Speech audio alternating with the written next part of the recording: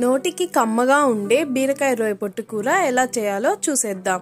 దానికోసం స్టవ్ మీద బాండలు పెట్టి కొద్దిగా ఆయిల్ పోసి ఆయిల్ వేడైన తర్వాత పోపు దినుసులు, కట్ చేసి పెట్టుకున్న ఉల్లిపాయ, టమాటా ముక్కల్ని 2 నిమిషాల పాటు బాగా ఫ్రై అవ్వనిచ్చి మన రుచికి సరిపడ్డ ఉప్పు, కొద్దిగా పసుపును వేసి ఒకసారి బాగా కలుపుకొని కొద్దిగా కరివేపాకును వేసి 1 టేబుల్ స్పూన్ అల్లం వెల్లుల్లి పేస్ట్ని కూడా వేసి పచ్చివాసన పోయే వరకు బాగా ఫ్రై చేసుకొని మనం కట్ చేసి పెట్టుకున్నాం కదా ఆ బీరకాయ ముక్కల్ని కూడా వేసి మూత పెట్టి ఒక 5 to 10 మినిట్స్ పాటు మీడియం ఫ్లేమ్లో బాగా ఉడకనివ్వండి.